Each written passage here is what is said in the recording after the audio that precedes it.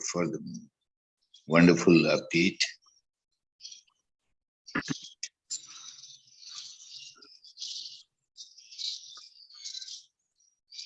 Hi, good morning, everyone. We are on 19th of November, going closer towards the new year.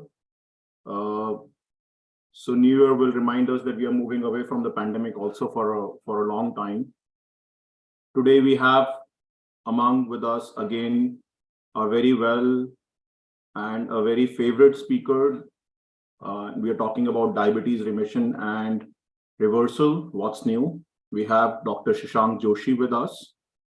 He's a Padma Shri awardee.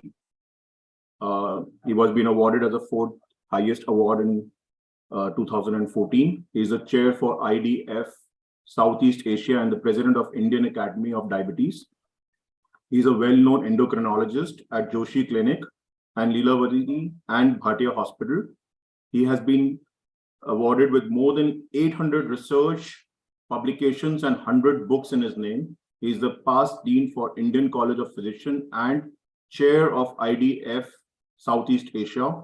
He is the past president of Endocrine Society of India, Association of Physicians of India, and many other medical societies. He is the founder vice president of PCOS Society.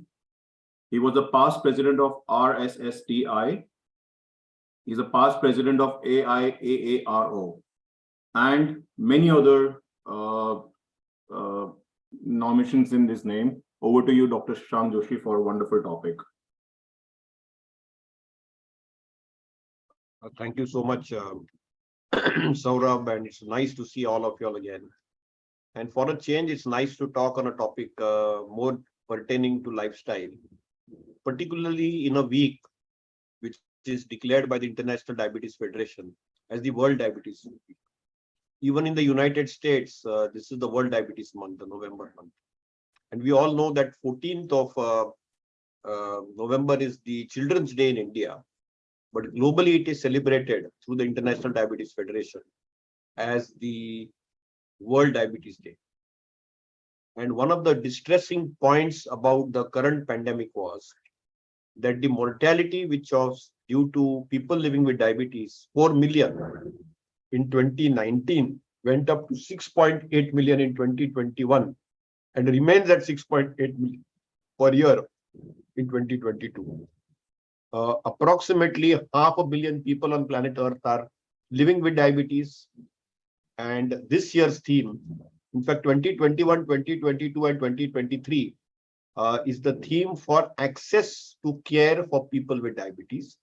And this year's theme is education, education, education. And today, what I am going to make you listen and learn and maybe adapt is some novel basic concepts and simple tips how to look at remission and reversal of diabetes, some myths, some facts. And that's going to be the theme of my presentation. So clearly, remission is possible today. And we need to understand that we are living on planet Earth with spectrum of metabolic diseases. We need to understand how metabolism is disturbed and can we use things like artificial intelligence, machine learning to change that.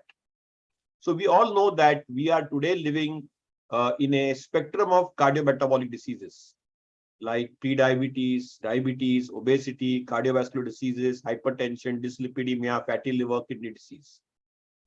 But what is germane in that is diabetes.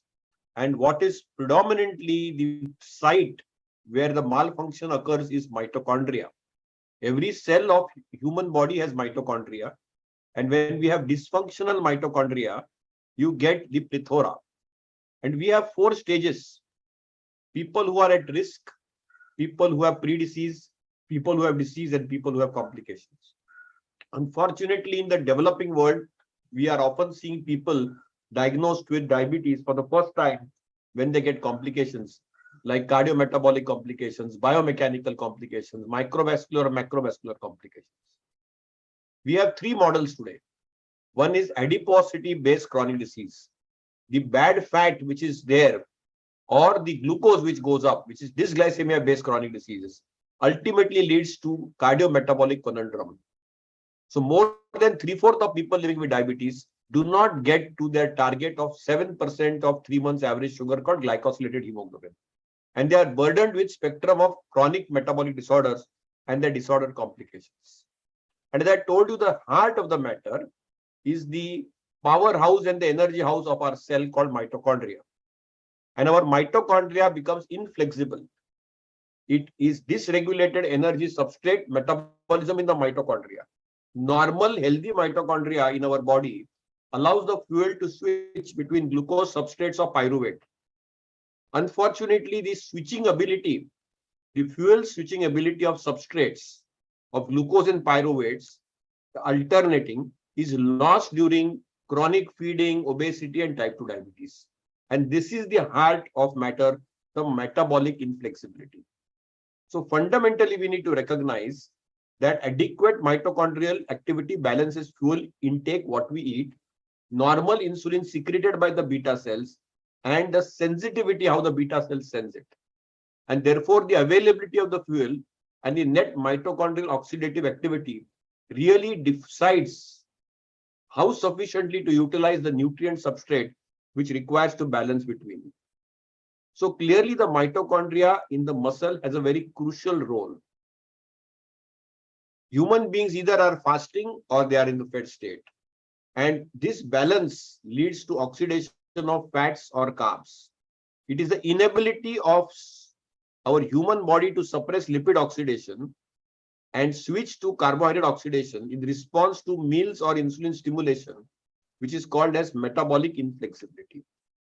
So clearly what happens in type 2 diabetes, the mitochondria cannot respire and they get down-regulated by 35% in the skeletal muscle. And that is why we keep on saying exercise, exercise, exercise. There is a down-regulation of the skeletal muscle oxidative mitochondrial capacity or function.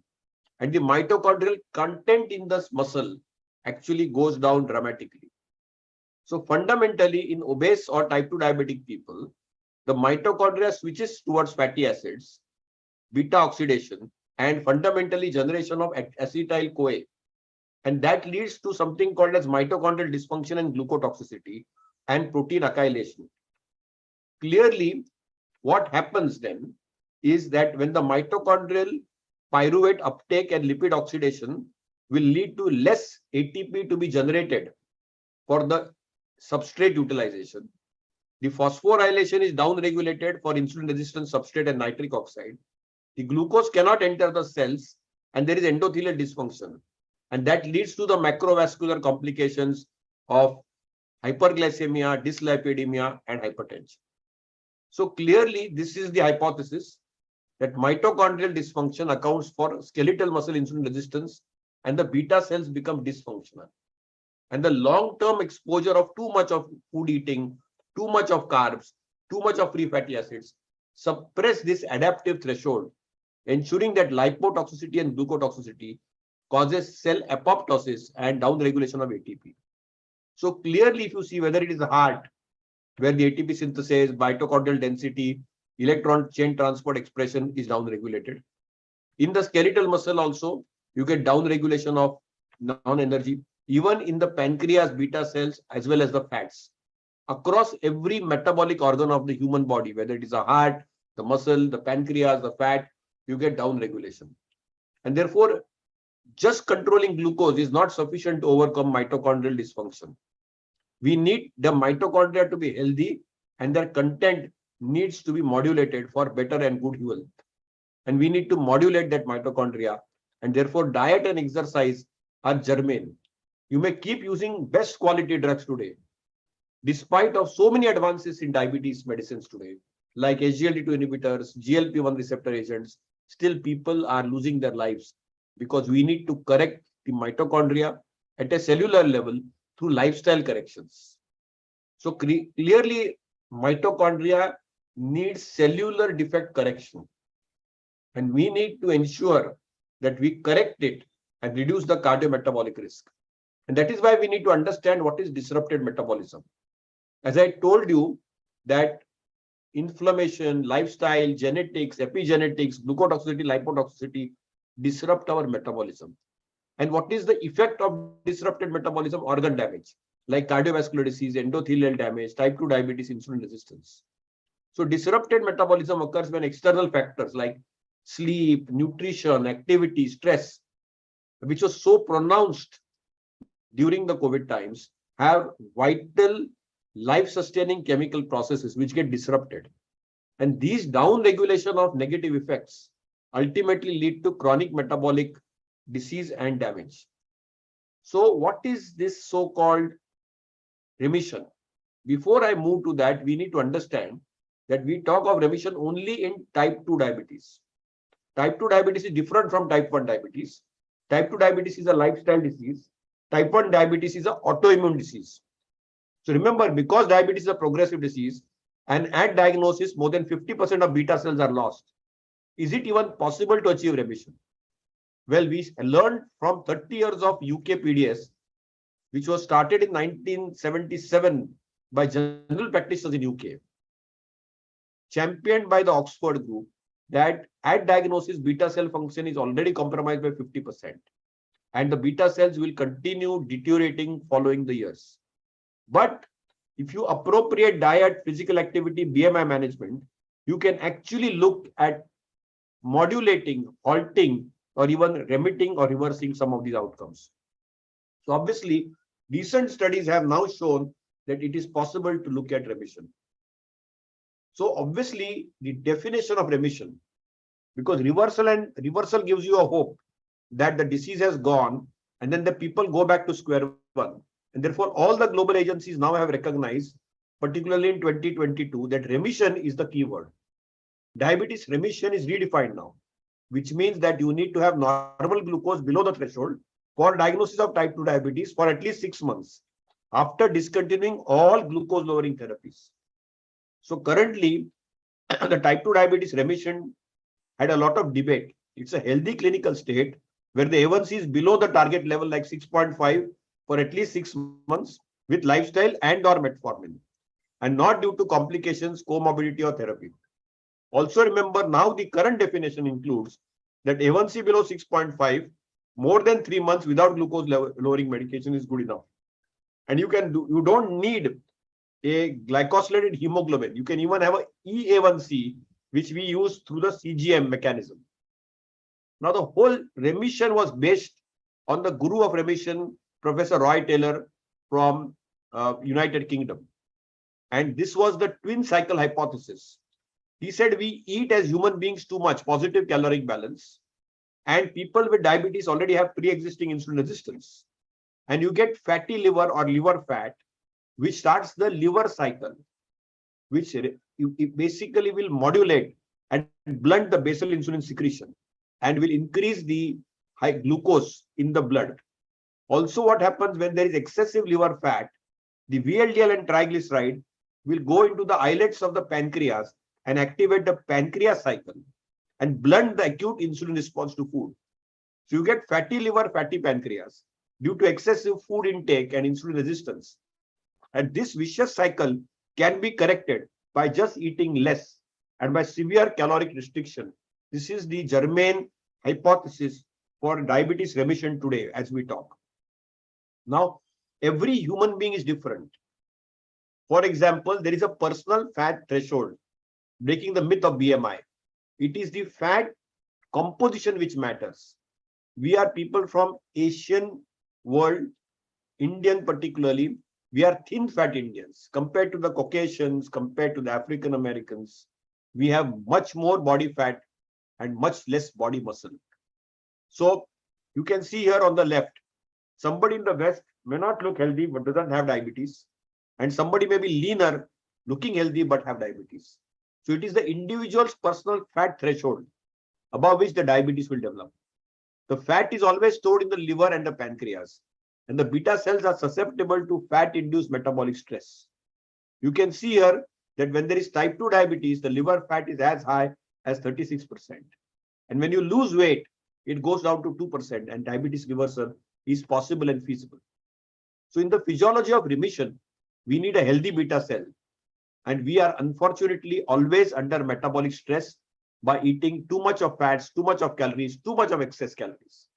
And when that beta cell then gets exhausted because of too much of food, and there is a lot of de-differentiation. Therefore, the beta cells will now try to make other cells in the islets like alpha and delta cells to make more beta cells. And then you will get this vicious cycle being set in where you will get beta cell apoptosis and diabetes which sets in. And when there is more metabolic stress, there's beta cell mass downregulation, apoptosis, permanent beta cell failure, death of beta cells, and then probably permanent diabetes and irreversible beta cell damage. We can intervene in remission when there is functional damage. When the beta cells are exhausted, the beta cells are undergoing de-differentiation. That is a phase where it is possible to get into remission, which is usually the first decade or the first 15 years of a type 2 diabetic's life. So remember, remission is a term restricted for type 2 diabetes and is likely to work best in the first 15 years of the duration of diabetes. It is unlikely to work if somebody's beta cells are irreversibly damaged, somebody has type 1 diabetes or has secondary diabetes. So when there is structural damage, remission is unlikely to work. When there is functional damage, it is likely to work. And therefore, it's very, very important to recognize that when there is a loss of beta cell mass due to beta cell de-differentiation, not death, you can restore the differentiation of beta cells. And that's really the key to remission biology. So remember, there is a lot of psychological stress in our lives. And type 2 diabetes is all about stress, stress, and stress. We have the cortisol from the neuroendocrine apparatus, which causes us central obesity and adiposity, dyslipidemia, glucose diarrhea or hepatic glucose diarrhea, and beta cell stunning or dysfunction. We have the autonomic sympathetic discharge, which causes hypertension, insulin resistance, and central adiposity. And we have excess inflammation, where the insulin sensitivity, glucose uptake, lipid uptake, and cellular death is downregulated. And clearly, what happens is that we are living in a disrupted circadian metabolism in humans. Whether it's the immune system, the cardiovascular function, the kidney, the digestive system, the fat, the insulin in the muscle, the insulin in the pancreas, insulin in the fat cells, our peripheral and central clocks are all disarrayed. And there is circadian misalignment between the central clock and the peripheral clock, the light at night, the sleep during daytime, and the food intake at night. And when these interconnections in the circadian system, metabolism, and behavior will lead to the chronobiology of stress. And ultimately, its output is hypertension, obesity, diabetes, and dyslipidemia. So it's a catch-22 in chronic metabolic diseases. Evidence of remission exists that if you do in chronic metabolic diseases, excessive low-calorie diets like hypocaloric diets, and there's a direct trial to that which I'll allude to, or surgery like bariatric surgery is not applicable to everybody. So one is not equal to one. That's something we need to recognize. One size does not fit all. It doesn't work in combination of influencing factors of disrupted metabolism and organ damage. For example, everybody may still get diabetes, but not everybody will get complications that will have a pleiotropic effect. The more and more we uncover the complexity of medical conditions, the more we will have to prevent, treat, and manage it. And therefore, the answer to this in the modern era is precision therapy. We need to evolve and micro-study every human being signature, taking into individual variability of genomics, epigenomics, environment, lifestyle of each person. Somebody may eat fast, somebody may eat slowly, somebody may not eat on time, somebody may have a large breakfast, somebody may have a large dinner. We need to ensure that the granularity of the food habits, the sleep habits, the physical activity habits, they are all precisely identified for that human being who's living with diabetes, and then an appropriate, precise corrective therapy is applied. So the first simple step which Professor Taylor started and everybody across the world recognized was eat less, correct the energy balance. And this was way back in 2004, almost 18 years back. Reduce caloric intake and try to get the BMI below. Then the Canadians said that if you have a calorie reduced diet, you can have a better life. And ADA recognized it that just reducing weight matters.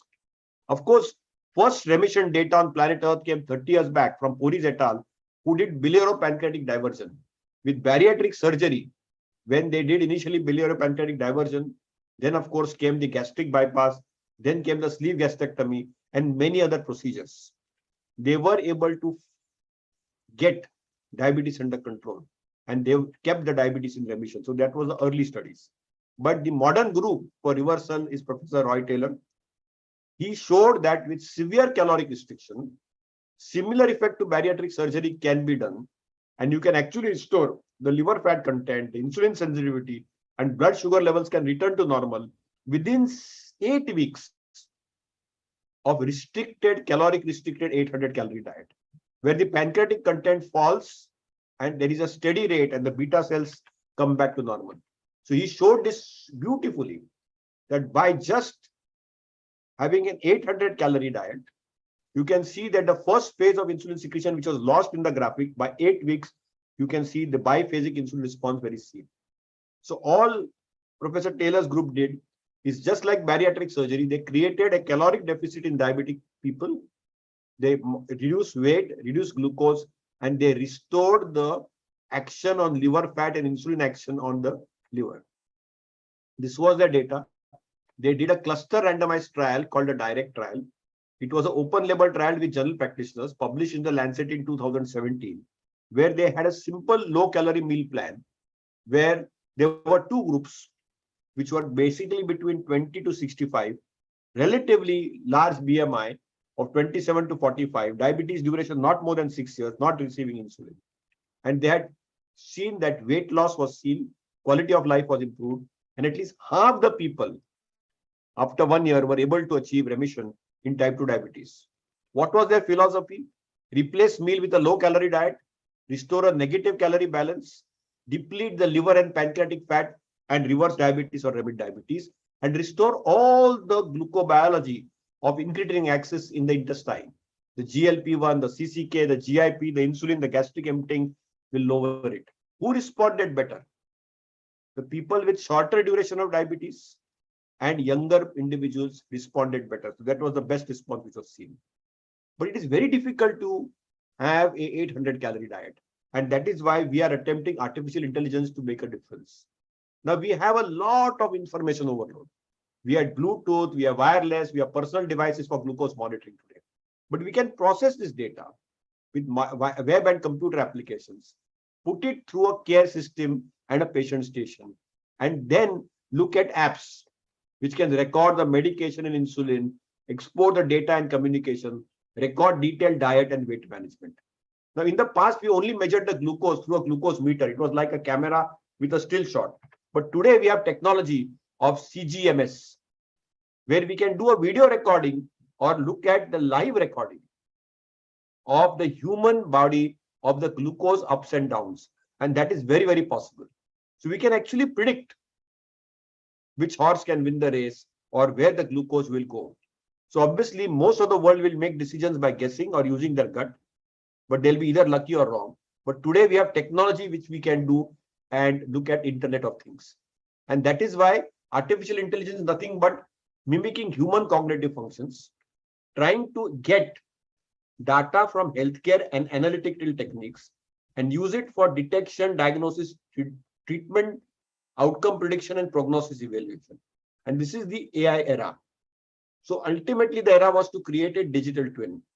A digital twin is a virtual model which has a bi-directional link and is basically trying to change precision medicine.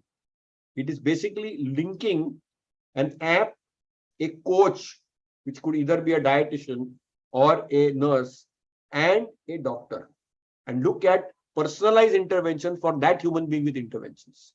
So obviously, we are using sensors, cloud computing technologies, healthcare databases, artificial intelligence, and looking at applications like medicine control, emergency warnings, hypoglycemia, treatment plan making, and so on and so forth. And a lot of people are using it in other spheres. For example, the 3D model, the Living Heart project, is looking at pacemakers. Pacemakers are almost automated today. And you know that, all of us know from the cardiology world, that they have really advanced very high on this system. We have various companies like Medtronic and Cardio Insights, which pick up ECG signals, combine them with CT, look at abnormal rhythms, and look at a personalized heart model. So we have gone further beyond pacemaking. And now we have technology from Siemens, which looks at a digital heart design model, where you can look at patients' data of same types, the size, the ejection fraction, the muscle contraction. So obviously, cardiovascular medicine, particularly in the pacemaker field and the cardiac field, has advanced a lot. Then, of course, we have the blue brain. And in the aneurysms, we have a lot of space in the AI. And similarly, in the human airway system, we are having a lot of respiratory zones, conductions, cancer-destroying cells, which are being recognized. Similarly, viral infections can be predicted by AI-based models. We saw that in COVID, and even multiple sclerosis can be predicted in COVID. We are looking at now whole body digital twin, which I'm involved with in the randomized control trial, looking at some science generation, where we are looking at diabetes management. This is a California-based tech company which looks at nutrition, sleep, step changes, monitors patient sugar levels, liver function, weight, and more. Uses a simple CGM, food intake data, and machine learning algorithms to remit type 2 diabetes. We presented this data as an oral late breaker, and we had 3 of these, and I was one oral presenter, and there were 2 other late breaker presenters, where we showed in RCT, done in US FDA approved centers in Bangalore and India, that using in a multi-center randomized control design, you can actually see that the A1C can drop down by 3%, the fasting and PP can come down, and the time in range can get corrected. Body weight comes down, waist circumference comes down. There's almost 10 kg weight loss, 11 centimeters reduction in waist circumference, and 3 units reduction from BMI from baseline. And using this technology, we can even drop blood pressure, systolic and diastolic, modulate the lipid profile and visceral adiposity index, and also look at markers like fatty liver score, atherosclerotic and Curie scores, as well as inflammation markers coming down. And many people can go off medications. You can change people who are living with diabetes. Almost 74% can be off their 3 medications, and they can go into only metformin monotherapy, or no medications, or no medications with a below 6.5%, and so on and so forth. So you can see that even at the end of 1 year, you can have a large population of almost 70% or 3/4 of these people who can actually go to A1C below normal levels, either with metformin or without any anti-diabetic medications. So the standards of care, which is published every year by American Diabetic Association, now recognizes that technology should be individualist, patient's needs, desire, skill levels, and ability. So once I quit off, it's not going to be applicable. So diabetes management era has changed. In the 101st year of insulin discovery, 1922 was insulin discovery. Mortality was 10 years, 15 years, 20 years. Then came insulin from 1923 to 1980s, where it was a containment strategy. There was basal insulin, there was self-monitoring of blood glucose, and A1C for monitoring. This is still followed in large parts of the developing countries. Then we had a management model, which is again now being followed up to 2016, where we have modern insulins, non-insulin oral therapies, SMBG, and A1C. And now we are in an era from 2016 where we have new age drugs, advanced insulins, flash or continuous glucose monitoring, and we have this advanced hardware, algorithm assistance, and emerging use of time in range. And the future is all about newer insulins, newer technologies to detect glucose, sensing through maybe just like an Apple Watch, refined hardware, and AI intelligence. But technology is very tough to adopt. You see, China and India have the highest mobile penetration, but app penetration and app life is very poor. Most people are tech enthusiasts are very small, 2.5%. There are early adopters around 13%. Most people are pragmatic, they wait, they see what's happening, and conservatives and skeptics like laggards are 16 and 34%. So at least 50% of people want complete solutions for convenience, or maybe 70% of them, while newest things are wanted only by a small 15% of people. We were able to demonstrate this normalization of RCT, and now the ADA recognizes that artificial intelligence can cause significant rates of remissions. And there was a press conference, I was a part of it in New Orleans, and the ADA CEO Bob Gabe is here, and this was our data which they came out in their own statement. So clearly, every human being has a different metabolism, different genome, different epigenome, different environments. Behavior is different, and we are having circadian disruption with adverse metabolic consequences. So precision medicine era has arrived. We need to take into account each human being's genomic impact, environmental and lifestyle impact, look at external factors like what they eat, how they eat, what time they eat, how much they sleep, what time they sleep, do they sleep too much, do they sleep too less, what is their physical activity, what is their muscle strength, what is their day-to-day stresses, what is their happiness quotient, which is disrupting their vital life-sustaining chemical processes. And then use AI like whole body digital twin, create a metabolic twin of that individual, make a molecular signature of that individual with the help of healthcare professionals and coaches and mind health specialists, so that we can heal metabolism. So we need happy and healthy people. Finally, because it's the World Diabetes Week, though my topic is only remission, remember the real essence is to prevent. And therefore, my mantra is eat less, eat on time, have a large breakfast, moderate lunch, and light dinner to lose weight. If you do the reverse, there is a circadian biology to it. Eat right and eat slowly. Move more, walk more, try to do yoga, try to ensure that you build some muscle, try to do at least 8,000 steps a day, if not 10,000. Try to sleep well and sleep on time for at least 6 to 7 hours. Don't sleep less than 5 hours, don't sleep more than 10 hours. And be always smiling, because you need to bust that stress. And therefore, my final take-home message is sleep well, sleep on time, and do at least 1 hour of digital detox every day, because that will still go a long way in preventing diabetes. Because remember, though that we are born in the best of times today, we are in the worst of times. Because despite of all the advances in diabetes which we are seeing today, at least the mortality from 4 million in 2019 has gone to 6.8 million. And each one of you all who are hearing this presentation are our brand ambassadors of the International Diabetes Federation, who can be the change agents. You can motivate yourselves, the people around you who are living with diabetes, their family, their caregivers, that it's all about a behavioral change, and you can really make that change in behavior. If not, you can use a lot of tools which are available today, so that we can see that people living with diabetes can be happy, can be healthy, and they can live long without complications. Thank you so much.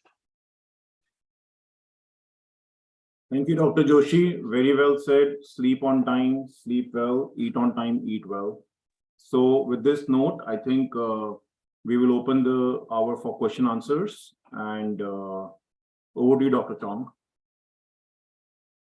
Thank you, Dr. Joshi, for that wonderful presentation.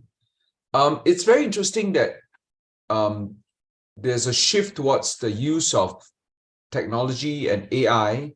Specifically, what is the application of AI? I mean, specifically, what do they actually use the AI for?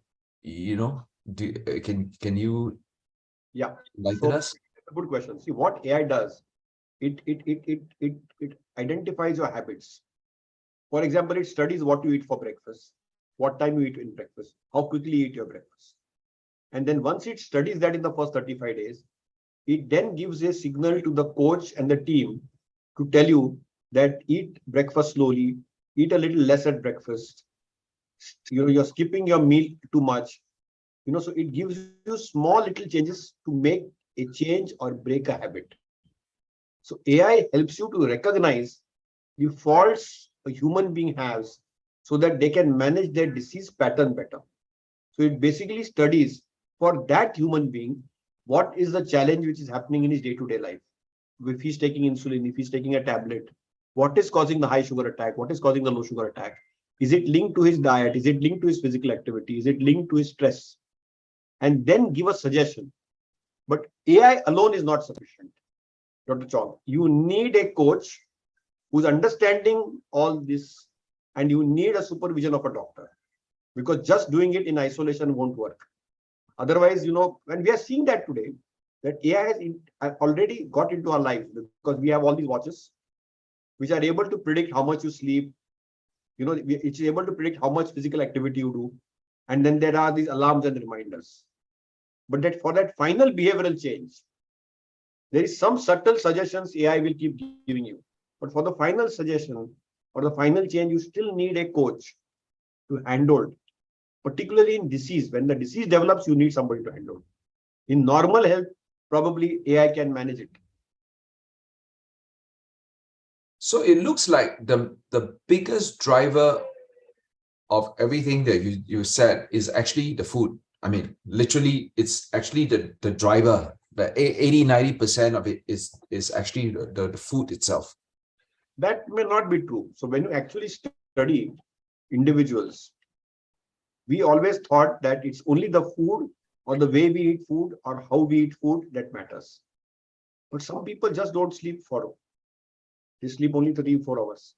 Some people are all the time stressed out and worried because they're all the time addicted to their devices. So it is that sympathetic overactivity which is in play, or it is that lack of sleep and the circadian rhythm which is in play. And that is almost contributing to 40%. So when we are understanding this, we are able to unravel that it's not just the food. Some people are so sedentary that they're stuck. So, the latest ADHD guideline in Stockholm says after every half an hour, do a 3 to 5 minute brisk walk. Just by 5-minute brisk walk, you will increase 4 years of life of a person living with diabetes. So it is very important to recognize that take out that food dogma. Yes, food is a contributor to the glucose excursion in a person living with diabetes. But in a non-diabetic individual or a pre-diabetic individual, and the biggest shame we have is half the people on planet Earth don't know that they are having diabetes unless we don't test for it. So in those human beings, these other factors are as important as food. Many people eat a lot of food and nothing happens to them because they're physically active, they sleep well, they are happy. So that is the difference. What is your view on I did a lot of work on CGMS and looking at the excursions of the glucose, especially with food, right? What is your view of this glycemic variability and its evolution in terms of driving insulin, driving visceral fat, and so on? So it's already becoming standard of care. So we use terms like TIR, time in range, TBR, time below range, and TAR, time above range. And the metric of A1C will remain, but eventually every type 1 diabetic or gestational diabetes or even person with type 2 diabetes on insulin, how much percent is in range, how much percent is above range, how much percent is below range. Because that is where the technology is moving and everybody is going to wear a patch. Now you have seen that, I'm sure in Singapore or US, Monica would know, people have already started wearing patches even if they're not diabetics. Yes. Because they want to know that if they have their pasta or their pizza or their fast food, what's their glucose going up? If they do over-exercise, how the sugar's coming down. So they are able to understand and get insights. So remember one thing, however, all technologies and estimations need to be understood in their granularity. The CGM measures interstitial glucose. Yeah. There's a little lag between interstitial glucose, capillary glucose, and actual blood glucose. So we have to factor in those small changes. Somebody has chronic kidney disease, for example. Somebody has chronic hypoxia with COPD. Then the CGM may not be very accurate. So you need to also know the limitations of CGM. Fascinating area of medicine with the CGMS. I mean, this whole era. We even see, for example, during the Tokyo Olympics, a lot of the athletes are wearing the CGMS during the track and field. It's I think it's a very fascinating area, and I hear that Apple and Samsung actually have the technology to measure glucose, maybe not too accurately on the watch. That's why I hear that they are under investigation. But remember that they are trying to use radio frequency signals, but they are not yet validated. Their algorithms are not yet validated. It's work in progress. That will be a true game changer.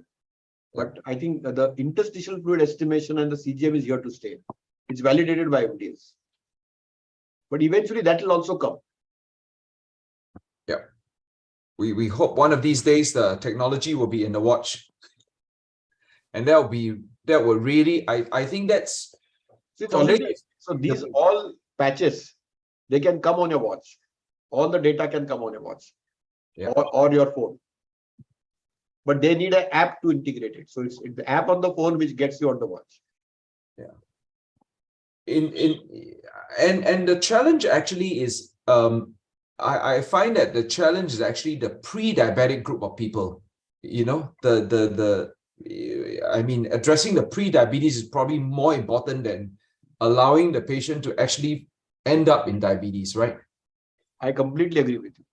It is actually our endeavor to halt pre-diabetes, and there's a call for action to halt pre-diabetes, because that is the yellow signal which should become green, then becoming red. And that's absolutely correct. That is where these type of technologies can have a huge role in behavioral change. Because see, people at large do not want medicines.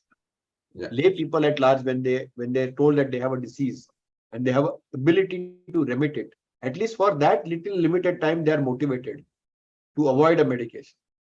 And we should tap that, counsel them, give them a coach who can go through them and work them with that journey.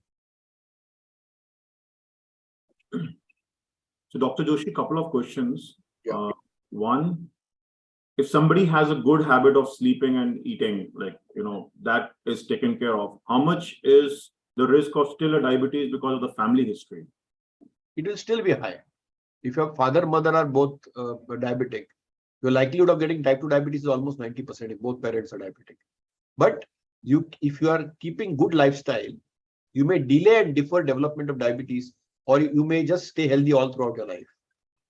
So that is the first thing. If you have single parent having diabetes, then it's 70%. If you have one relative, it is 40%. So when you know that you are loaded with bad genes, the environment and the lifestyle correction will delay, defer, or postpone development of diabetes, including it may be permanent. Okay. And the second question is, like Dr. KK used to say, adding a kadwa or kasela in your diet can reverse or delay the diabetes. Something like neem or karela or, all those things. So how do you factor in that? So in the traditional Ayurvedic literature, they said to counter sweet, have bitters, because that will then spoil your taste buds and make you eat less. So that was an older technique, and it's a different technique altogether. But we need to generate a good science and evidence based on that. Today there are a lot of researches which are ongoing in that direction, but currently it's not standard of care. So currently all you can say is there is RCT like direct to show that if you have 800 calories and less, you will remit diabetes. But there is no data on Karela or neem to suggest that. But there is some experimental data to show that a Karela or a neem may reduce insulin sensitivity and glucose in experimental animals. But today we are living in an era of evidence-based medicine with randomized control trials. And therefore it's important that we do that. Similarly, there's a lot of confusion on all the fat diets. Every person, there could be Dr. Agarwal diet, Dr. Vasudev diet, Dr. Chong diet, Dr. Vasik diet. Everybody has their own diet. Like somebody will do intermittent fasting, somebody will do keto diet, but none of these diets are validated long term. And they have small subsets of phenotypes and populations where they may have short-term benefit. So we are living today in an evidence-based era. We need to generate high-quality evidence, presented it through a scientific filter of a peer review process, and then adapt that into our lifestyle changes. And that is where the ADA or the IDF come in play, and that is how they will ingrain and integrate that. Okay. So do we have more questions coming from the group? I think there's a question on eating less and more frequently versus eating less frequently. I think always eating less and a little more frequently is more applicable. But it depends. Are you normal or are you a diabetic? Are you a diabetic on insulin? Are you a diabetic on glucose lowering therapy? which causes hypoglycemia or which doesn't cause hypoglycemia. If you are on insulin, then you need to eat more frequently and less quantity. In general, eating less and eating more frequently is a good habit. Yeah. So have a large breakfast, moderate lunch, light dinner, but have some mid-meal snacks is the order of the day.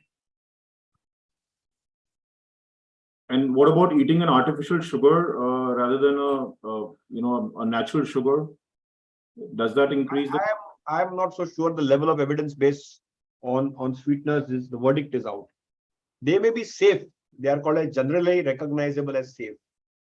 And they are useful for people with diabetes. But whether normal human beings should use them or not is not a validated question. So they are safe for people living with diabetes, but should not be used by normal human beings. Now, what is the tendency? People tend to use artificial sweetener in their day-to-day life. Then they become forgetful. They have small little adverse events because of them. So remember that artificial sweeteners are designed for people living with diabetes and not for normal human beings. And they can actually promote sometimes obesity because they have abnormal effects on the gut microbiome. And therefore, the data on artificial sweeteners, though may be safe for human consumption, is not particularly bright in general.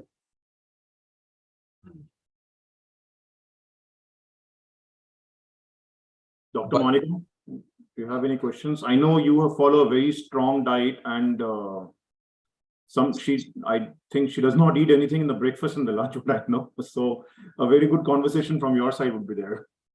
So I can share my personal story. So my father was diagnosed with diabetes when he was 40. And at the time that he was type 2 and recommended insulin at the time of his diagnosis. He delayed starting insulin and went on oral hypoglycemics and has had non-ocular, non-nephrology complications, but more polyneuropathy, just a lot of pain. When I was pregnant, I was 32 with my first pregnancy, 34 with my second, diagnosed with gestational diabetes with my oral glucose tolerance test with my first pregnancy. And by the time of the end of the first pregnancy, I was on NPH. I opted without doing any oral hypoglycemics, and I was at about 32 units on the first pregnancy. Second pregnancy, 2 years later, I knew I was going to have gestational diabetes, and with a carbohydrate reduced diet, I was probably down to about 15 grams of carbohydrates a day. So one exchange, I was on 52 units of NPH during my second pregnancy. So I delivered induced 37 weeks because they did not want me continued. I was in my residency training. I had glucagon in my pocket. I did overnight calls, and I walked in a very large hospital doing internal medicine. And I actually found out that I had a backup faculty member in the hospital with me, just in case I was hypoglycemic. I have one parent, so again, who's diabetic, so my chance of developing diabetes is 70%. But what I did was post-pregnancy was I lost all my pregnancy weight. I lost 14 pounds. I've kept my BMI between 21 and 23. And I have largely tried to keep my caloric restriction to about 1,200 calories a day. And that is mixed sources. It's not that I'm carb restricting, I'm just total calorie restricting. And it motivated me to exercise, and I ended up getting my black belt in Taekwondo as a way to exercise. And I was able to maintain my weight until the pandemic. And that's where, at the same caloric component, maybe the same level of sleep, the stress level shot up. And we all understand some of the background of the stress in the last 2 years for us and our family. But then I think now that I think Dr. Joshi's summary of it's not just about food, it's about everything. It's a composite package. And I think the composite package and addressing it to individualized and personalized medicine is the way to go. So I just want to say it was a great conversation. It was a great presentation. And I just wanted to share my personal interest. Thank you. Thank you, Dr. Monica.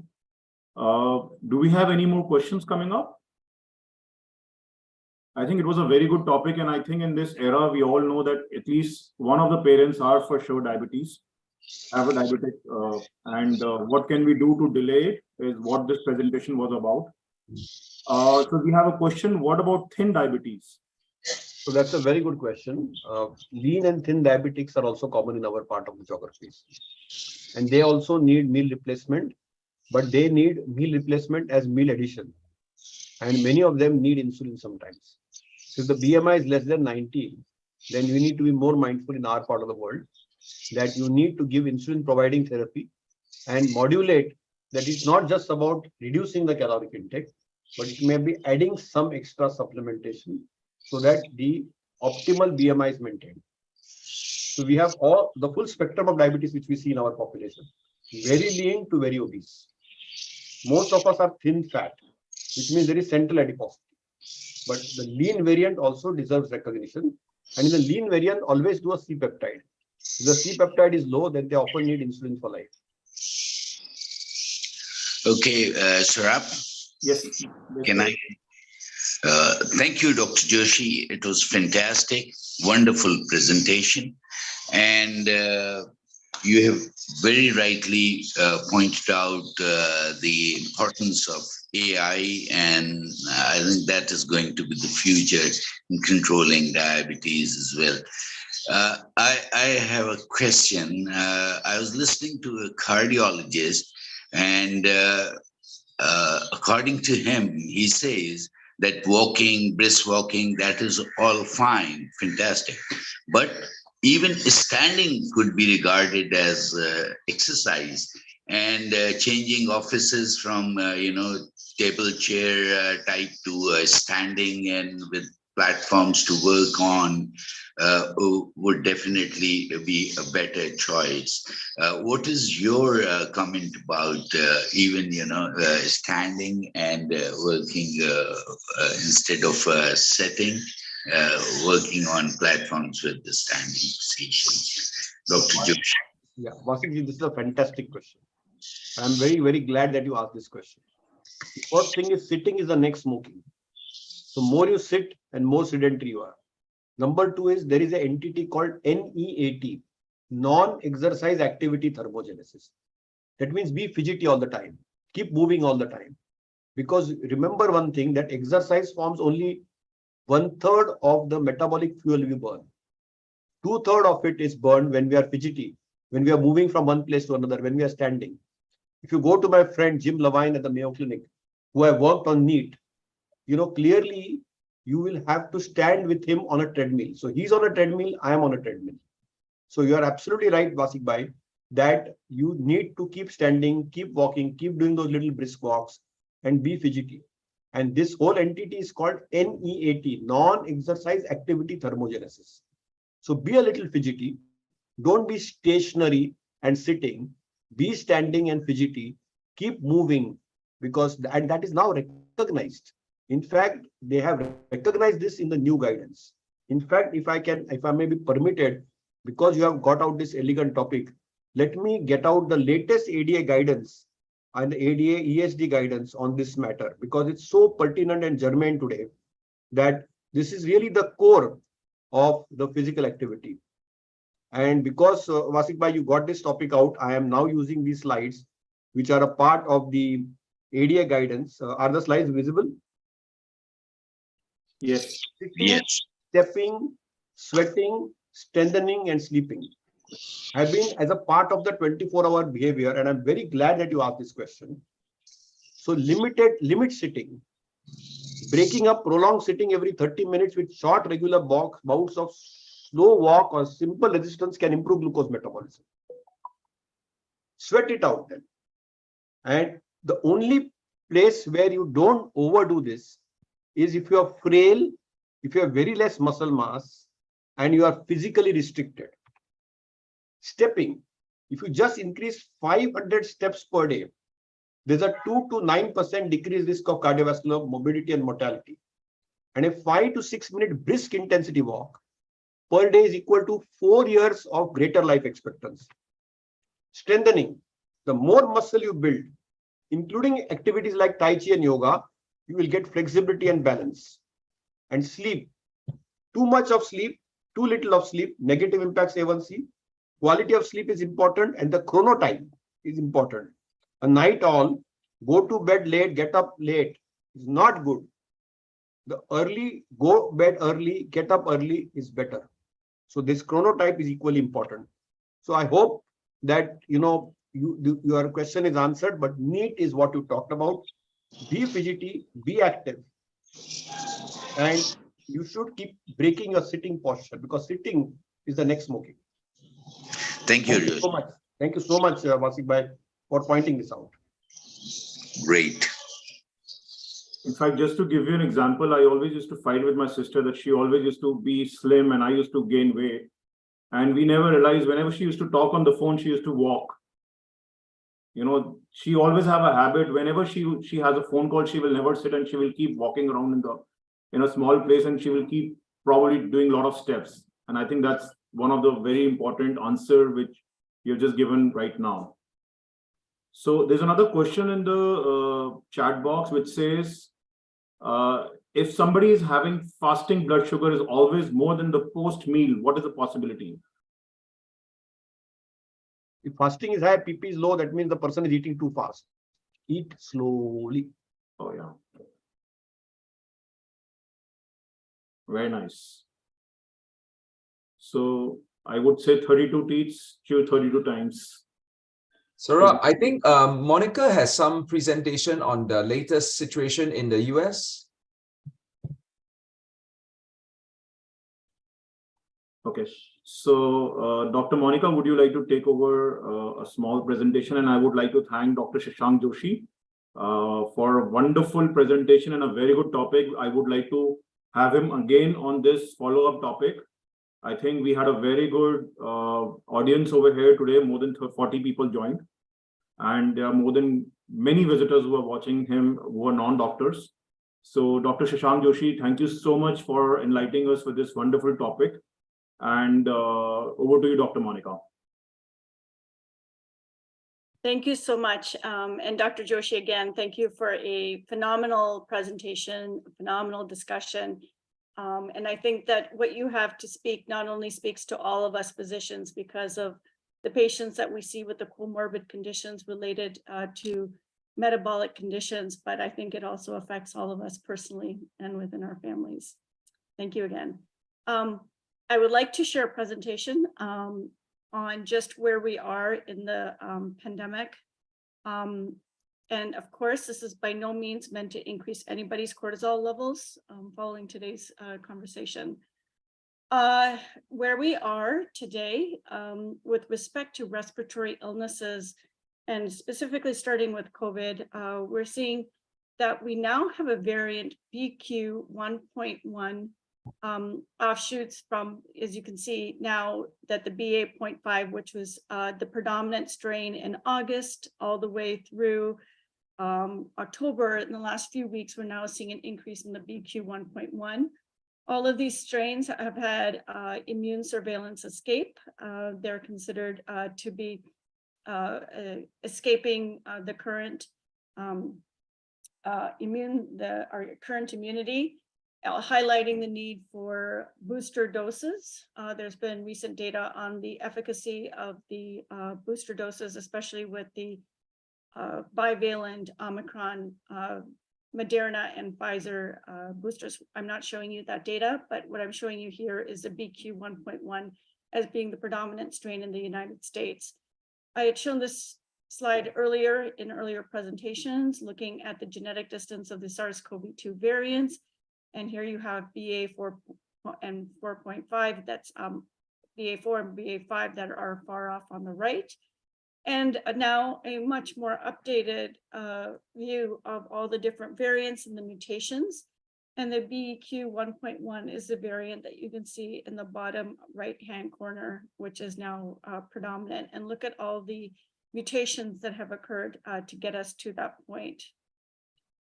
COVID is not the only respiratory infection we have right now. We are seeing an unprecedented surge of RSV. This is felt to be related to children that were kept at home during the born in the during the pandemic. We're not in daycare, we're not in schools. we're seeing a much stronger and much earlier surge of RSV. That's not only in cases, but associated hospitalizations. The children's hospitals across the country were largely spared when it came to COVID and COVID-related illnesses during the prior part of the pandemic, but now they are seeing a lack of beds and an increased need for beds for pediatric patients with RSV. And what you're seeing here on the x-axis is the different months of the year, the hospitalization rate per 100,000 people. And this is now looking at different years. And what you're seeing is that in October, and a much faster rate, we're seeing the RSV hospitalization rate for this year. It's not just COVID and RSV, it's also flu as well. What you see on the x-axis here is the week in 2002, and in the last 3 weeks, we're seeing a surge in both influenza A and influenza B. So there is a call, again, especially we have the American Thanksgiving holiday coming up in next week with a current surge of flu A, flu B, RSV, and with the still presence of an immune escape variant, that we really rethink how we're approaching our family gatherings, that there is a call to say, to make decisions that are wise to prevent respiratory illness spread, to potentially look at indoor meetings and maybe wearing masks again. Currently, there's no guidelines in the schools regarding COVID. Really urging everyone to get their influenza immunization, really urging people to get their COVID boosters. Right now, 10% of the American population have gotten the bivalent boosters. So there is a lot of room to improve our ability to protect ourselves. The good news is that we don't have as many COVID-related hospitalizations, and we're not as sick, but it doesn't mean that we should let down our guard. So that's all I have for just a little mini update. Thank you, Dr. Monica, for the update for what's going on there. Dr. Chong, do you have anything before we wind up? Monica, it seems like for 2 years, COVID was the gorilla that pushed everything aside, right? And now as COVID starts to recede, all the fellas are all coming back to reoccupy the space that they were holding on to previously. They are regaining their lost ground. All the influenzas, RSV, in Singapore, dengue, for example, everything is all trying to charge back, and monkeypox out of nowhere, I'm sure there's competition between viruses and each other, right? And is that one of the things that I thought is happening right now? Well, they always predicted that there was going to be a worse viral flu season and an RSV. They kept talking about the twindemic. I think it was last winter. So I think there must have been some activity that was being noticed. It just didn't spread because people were not congregating and people were wearing masks. So I think that there was this low level that was there, and it's just now it's a free-for-all because everyone's in close proximity. Yeah. Yes. I had a parent who came to my clinic on Tuesday, and she was a teacher in one of the local schools. She said there was 350 kids in total enrollment in that school. And on Friday, 90 kids were out on one day with a febrile respiratory illness. I'm like, wow. So many factors, but I think there's probably competition between the viruses and whatever, and they're all trying to muscle in on each other's territory. Well, we'll develop the herd immunity to all the viruses now. And at one point in Singapore, for example, our flu surveillance in the midst of COVID, right? Our weekly swabs, right? At what we call the polyclinics, the subsidized polyclinics, the government subsidized polyclinics. I remember there was 1 month we found 0 flu in Singapore. Wow. 0. Wow. We just couldn't pick up any flu. It was amazing. So no endemic flu, right? Now this is the okay. Yeah, zero. We had zero flu in the midst of COVID. Somewhere, I remember one of the weeks was amazing. They couldn't find a single influenza's positive swab in the usual surveillance. It's quite amazing. Thank you very much for that update. And I think without much further ado, thank you, Dr. Joshi, for that wonderful presentation. And thanks to Monica for that update on what's happening in the triple threat in the US, the RSV, influenza, and of course, the 300 subvariants of COVID. And always a wonderful topic, especially Dr. Joshi, because the avalanche of chronic diseases continues to march across the developed world and the developing world. You know, it's just an incredible march of chronic diseases, a tsunami. And today's talk was particularly relevant in our fight against that tsunami. So thank you very much for everyone for attending, and always good to see everybody here. Thank you. Nice to see all of you all again. Thank you, everyone. Take care. Have a nice day and have a nice weekend.